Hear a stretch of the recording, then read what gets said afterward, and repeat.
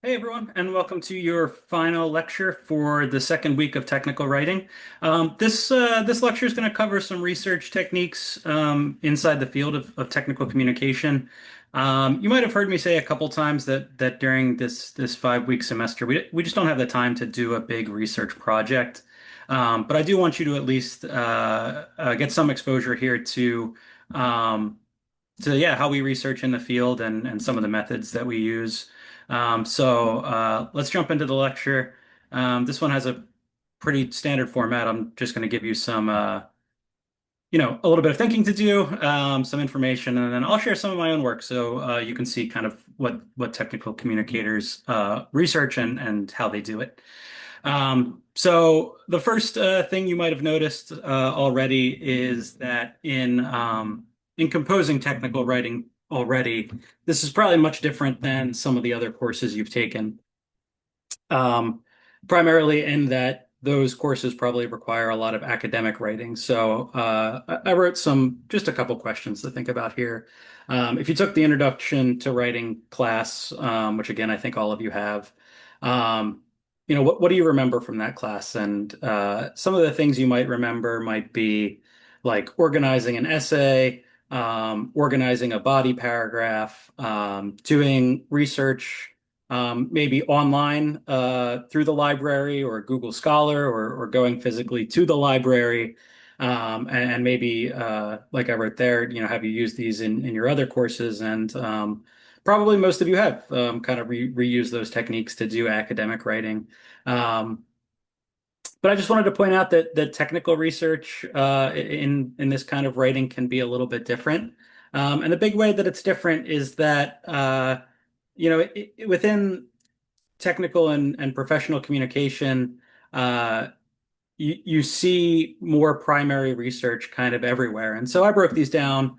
I gave surface level, scuba level, and the depths of research. These are not technical terms, but just phrases I came up with. They're ways I think about it. So when you're doing research in a technical writing context, the first thing you consider is popular media, general consumption. I wrote skimming the surface, but the content that's just available to you in newspapers and magazines, on TV and radio, on websites like Twitter or Facebook groups or blogs. This information is really important because, like I said in the previous lecture, we want to get a good understanding of our audience before we communicate anything. And nowadays, people just kind of tell you who they are online in all these different ways. And so, as a practitioner of technical communication, it gives you a good amount of data and information right away. Using LinkedIn, you can track the relationship between members of your audience. It's kind of just all out there for you to find. And so, yeah, and then within TV and radio, you hear like what are the most important topics for people. You can look up the demographics for different publications, different TV shows, and those demographics will tell you what you can assume your audience is familiar with as well. So there's a lot of stuff just available every day. Just like I said, technical writing is always out there, and these aren't explicitly examples of technical writing, but they are examples of places where you can find information about your audience. And so, all that info is already out there. Scuba level research, I say, for moderately informed readers, you have to take a little bit of a deeper dive. But you can look at trade and technical publications. So, I don't know if anyone here maybe is familiar with stock trading, but you'll see that those companies have to publish these long kind of technical and trade reports online as long as they're public companies. And if you understand basically what's going on, you can find out a lot about a business or how it functions and that kind of thing. Just again out there online, usually for free to download. But yeah, for these you have to have a little bit more knowledge about the area. But yeah, you maybe see reports or technical technical publications within anything you do where you have to know some vocab to read it, but it's basically out there for anyone to find. And then lastly, we do specialized literature research like you might have learned in English 110. There are peer-reviewed journals in technical writing. The big one is Technical Communication Quarterly. There used to be one called Technical Communication through the Society of Technical Communicators. So there are peer-reviewed, kind of deeper publications in the field, and these have some of that theory stuff. Maybe you hear professors talk about that looks at um, what I called the context in the last lecture. How do we understand our society? How do we understand our field? How do we understand those who practice technical writing? Those kind of big questions that are, maybe they don't have an answer, but we like to talk about them and try to figure them out. And then I just put here, it's often useful to limit to the most current research when you're doing that kind of research.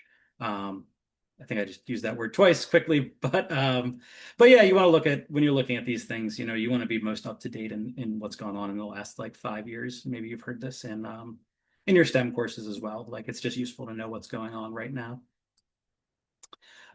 Technical writing requires a lot of primary research usually. Like I said, if this is a longer class and we were going to do a long report, I might put you out in the university and ask you to do some of this primary research.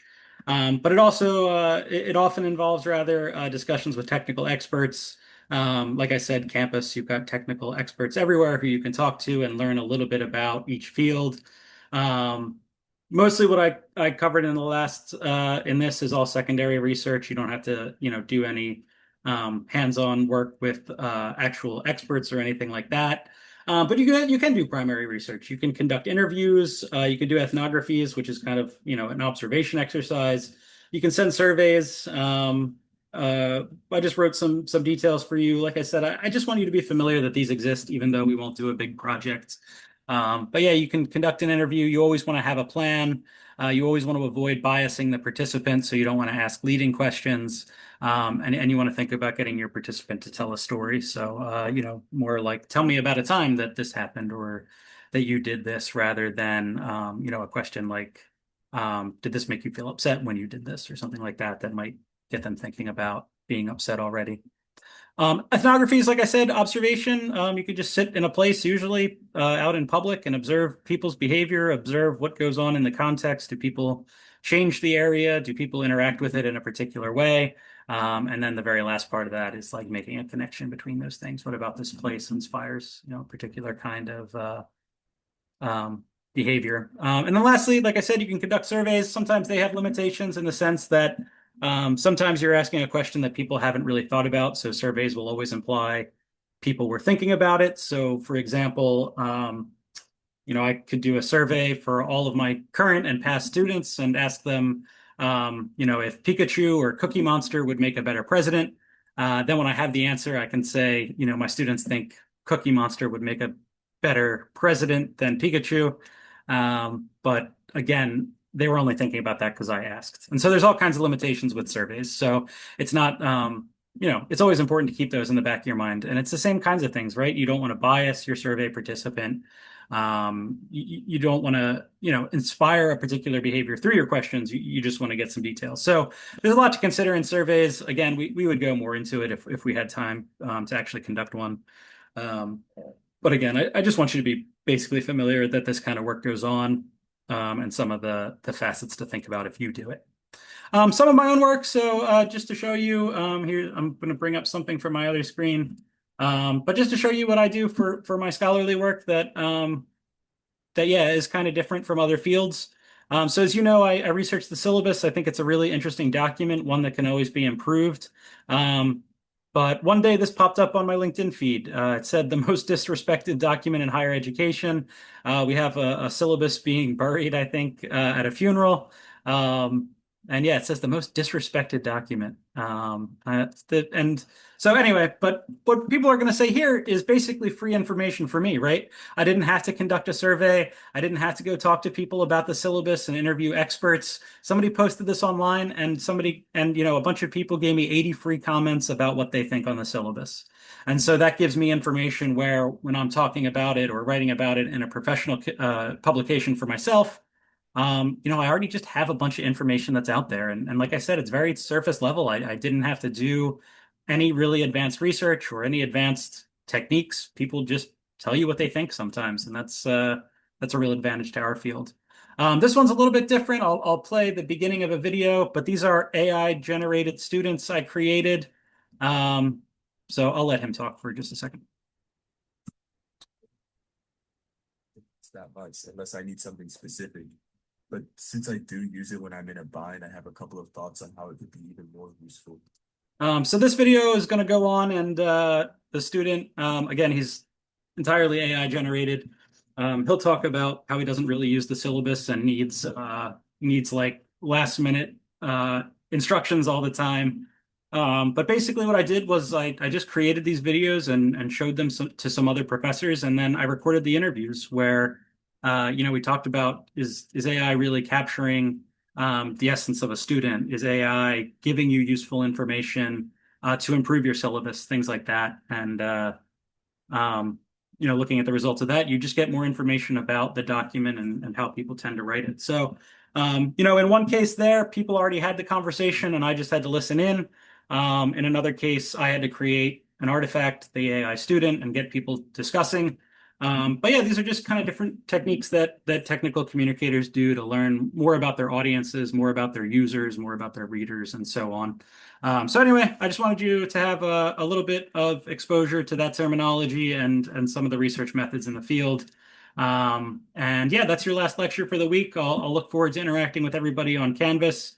It's been a really great group so far. So thanks everyone. And yeah, that's the last lecture for the week. Thank you.